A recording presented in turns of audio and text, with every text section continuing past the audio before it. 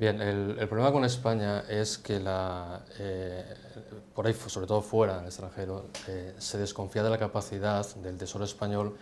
para pagar sus deudas, ¿no? Eso es lo que hace que suba la prima de riesgo país, el famoso diferencial, con el bono alemán a 10 años, ¿no? Entonces, bueno, esto produce una situación de desconfianza que afecta básicamente, lo que hace es reducir los precios de la deuda pública, ¿no?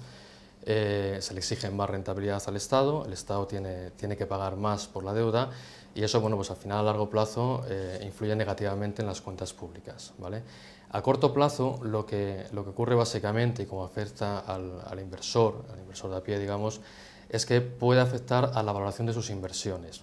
La bolsa se ve afectada por todo eso y es el efecto inmediato, la bajada de cotizaciones. Entonces obviamente si alguien tiene acciones o tiene fondos de inversión, pues va a notar o puede notar en estos días obviamente que la valoración de esas carteras, de esas inversiones disminuye, ¿no? Y además en este caso, al estar centrada la desconfianza en la deuda pública, pues está afectando a un tipo de inversiones que normalmente se consideraban o se consideran muy seguras, que son las inversiones en deuda pública, en renta fija. Esa misma desconfianza hace que los precios de esa deuda pública española y de la renta fija en general de empresas españolas, pues también se ve afectada y también baje su valoración.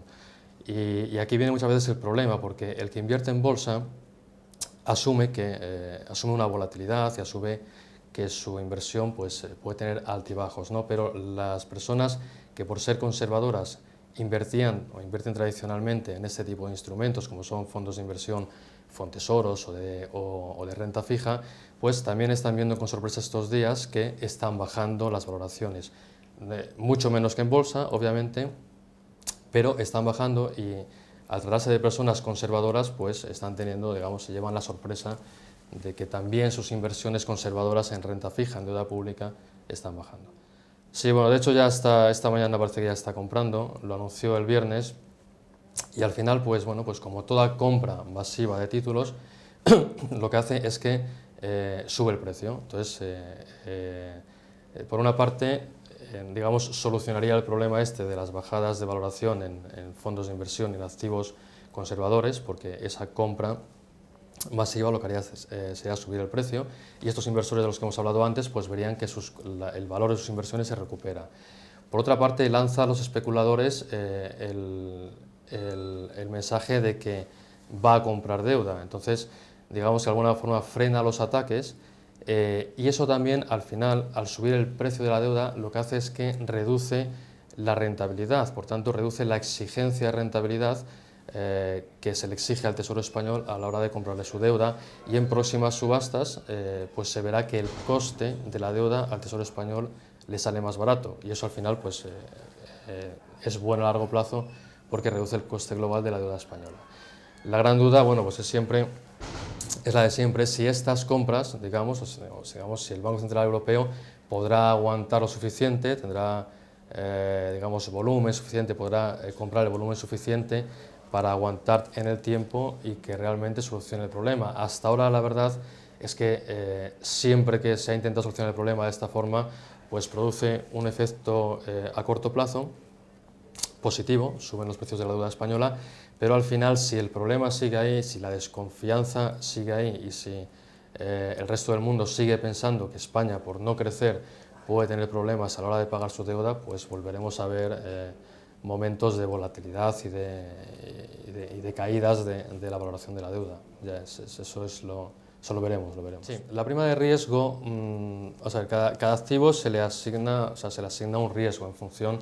de la capacidad, hablando sobre todo de deuda, de la capacidad que estime el mercado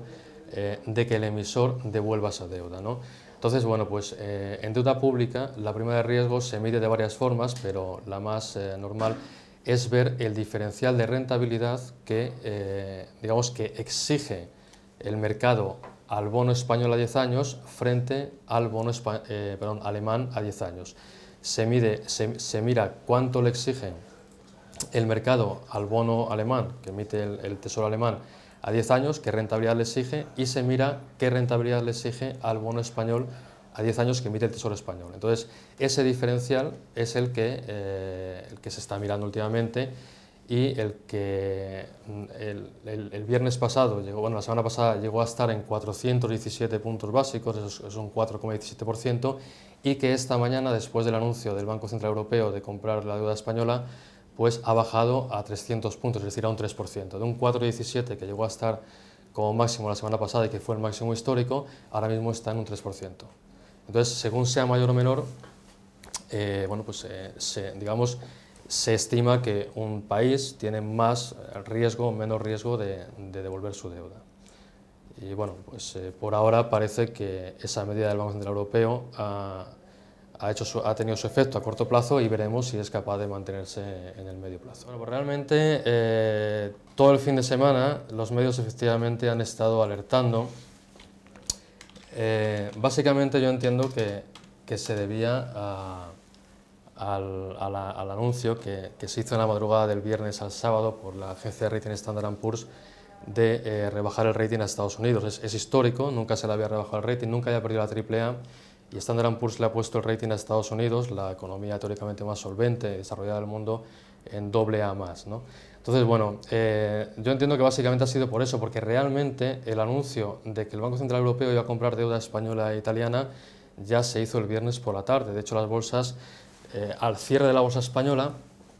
las bolsas que seguían abiertas o los instrumentos que seguían cotizando ya reflejaron esa buena noticia, ¿no? Entonces, al final, pues por ahora, eso que podía añadir más volatilidad, que se la rebaja el rating de Estados Unidos, en los mercados europeos por lo menos no está teniendo ningún efecto. Es más, las bolsas ahora mismo están subiendo. El IBEX 35 sube ahora mismo, perdón, un momento. En tiempo real el IBEX sube un 2% ahora mismo. Las bolsas europeas sí bajan algo porque, ya digo, tuvieron algún efecto positivo el viernes por la tarde, y el que sí baja es el índice americano, el futuro del índice americano, el S&P 500, que funciona ya a esta hora y que baja un 1,77, pero vamos, tampoco es exagerado para la noticia, ¿no? Entonces, bueno, en concreto, en España parece que afecta más positivamente el anuncio del Banco Central Europeo que lo que puede afectar a nivel global la rebaja del rating a Estados Unidos. Entonces, pues hoy por hoy, como ocurre muchas veces,